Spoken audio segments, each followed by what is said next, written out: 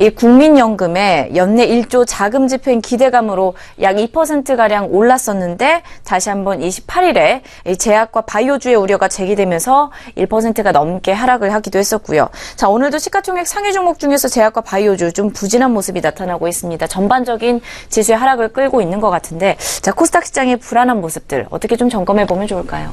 이게 문제죠. 사실 이 문제는 그 전부터도 계속 말씀드렸던, 사실 이제 시장 전반적인 흐름, 시장의 판도라는 측면에서 우리가 접근하는 것, 그것이 뭐 지수에 대한 판단보다도 더 중요할 수 있다는 그런 관점으로, 특히 작년 7월달 이후에 시장의 틀, 금리 인상 또는 환율상의 문제로 고밸류 종목들은 점차 현재 위험할 수 있다는 관점으로 설명드렸던 기억이 나는데요.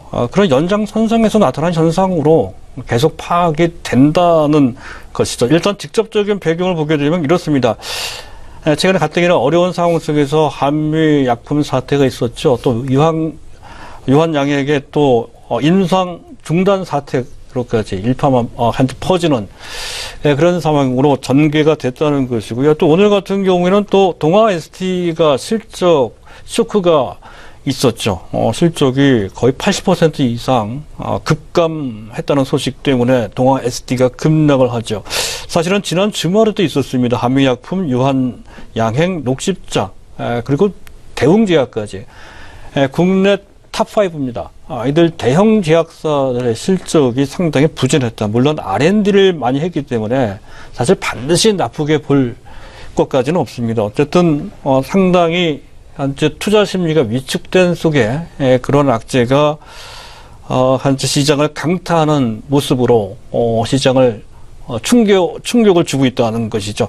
이런 측면, 또 현재 계속 뭐 제약주는 아닙니다만은 성장주 중에 또 한 가지 중요한 섹터인 현재 화장품 같은 경우에 중국이 한국을 관광하는 요코를 한 20% 정도 현재 지금 제한 20%를 줄이도록 제한시키겠다라고 하는 그런 방침이 나왔다는 것도 또한 화장품뿐만 아니라 어느 정도 연계 관계가 있는 전반 코스닥 및 제약 바이오까지 부정적인 영향을 줬다는 것이 이제 일단 외형적으로 최근에 코스닥 바이오주를 더 약하게 만드는 직접적인 그런 배경으로 작용됩니다만은 앞에서도 설명드렸듯이 이 문제는 어제 오늘의 문제는 아닙니다. 1년 이상 벌써 진행되고 있고요.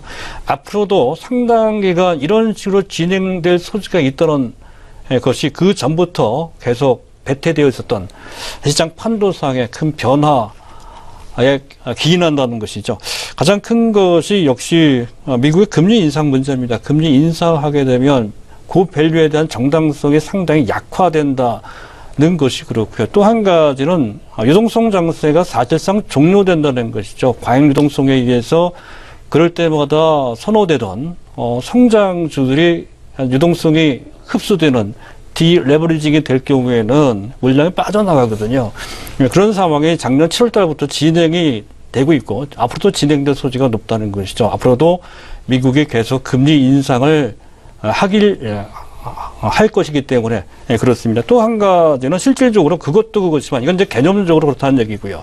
또 한 가지는 우리나라 중소형주 펀드가 작년까지 상당히 좋았습니다. 하지만 금년부터는 그 중소형주 펀드가 더 이상 실적이 좋지 않게 나오니까 계속 그 펀드에 환매가 나오고 있다는 것이죠. 거기에는 현재 액티브 펀드, 현재 그 펀드 매니저가 자유롭게 주식을 선택할 수 있는 펀드죠. 그 액티브 펀드가 주를 이루고 있습니다. 그래서 액티브 펀드가 많이 담고 있었던 이러한 성장주들이 액티브 펀드의 환매에 대비하기 위해서 매도하는 과정에서 또 빠지는 그런 측면.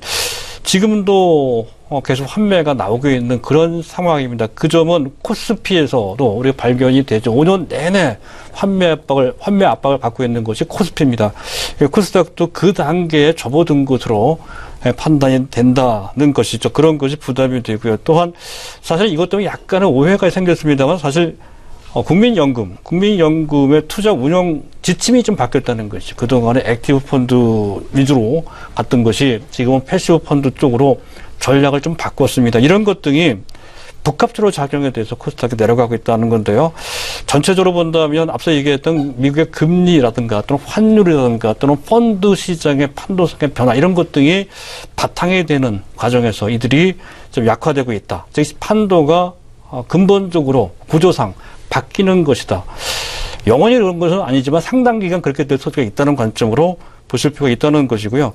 다만 코스닥을 가만히 보면 그래도 미국 금리 인상과 관련된 그 부담이 실제로 작용된다면 이 부분은 상당폭 선 반영이 돼 있다라는 것이죠. 그리고 2015년 작년 12월 달에 7월 달 예고를 한 그때 12월 달에 이제 금리 인상을 하게 됐죠. 그때까지만 해도 보면 그 당시 금리를 인상한 직후에 코스닥이 급락한 바 있습니다.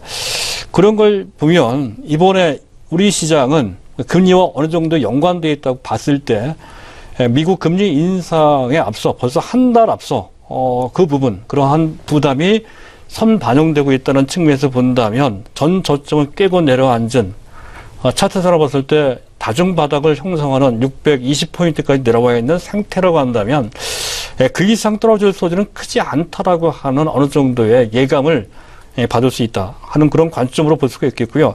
또 더군다나 우리나라 관계 당국에서는 어느 정도 코스닥 등 중소형주 주가에 대한 부양 의지를 갖고 있다는 것은 지난번 국민연금의 연내 1조 투자에서 우리가 확인할 수 있었습니다. 그러한 의지가 있다고 한다면 역시 이대로 방치되지는 않을 것이다라고 하는 기대감을 좀 가질 수 있다는 것이고요. 어쨌든 이렇게 알게 모르게 낙폭이 심화됨에 따라서 그동안 문제가 됐었던 실적 문제라든가 또 고밸류 문제 등 뭐 여전히 뭐 그런 부류의 종목들이 있습니다만은 전체적으로 봤을 때 그 부분은 상당히 완화가 됐죠.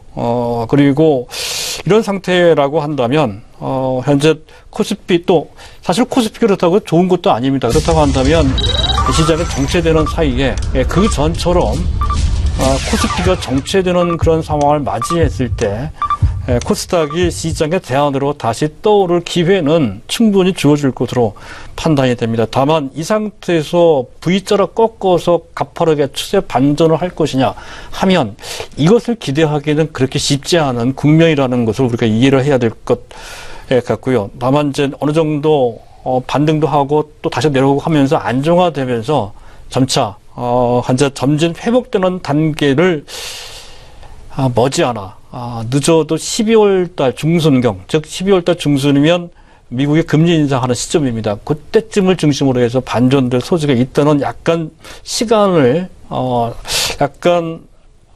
한전 여유롭게 생각을 좀 해주실 필요가 있다는 것으로 말씀을 드릴 수가 있겠습니다. 네, 이렇게 해서 10월 31일 월요일 시장이 종료가 되었습니다. 코스피 시장도 어떻게 보면 불안한 흐름이 이어지고 있는 양상인데요. 2000선 간신히 지키고 있는 모습입니다. 자, 미국의 금리 인상과 대통령 선거, 여러 가지 변수가 기다리게 되면서 11월 시장도 어떻게 보면 박스권 장세의 연장이 아니냐라는 이야기가 나오고 있습니다. 투자 업계에 따르자면 미국에서는 12월 금리 인상을 단행할 가능성이 좀 높은 것으로 점쳐지고 있고요. 11월 회의가 오는 1일부터입니다. 이틀간 열리게 되지만 FOMC 회의에 있어서도 의장의 기자회견이 예정되어 있지 않아서 이번 회의에서는 금리가 올라갈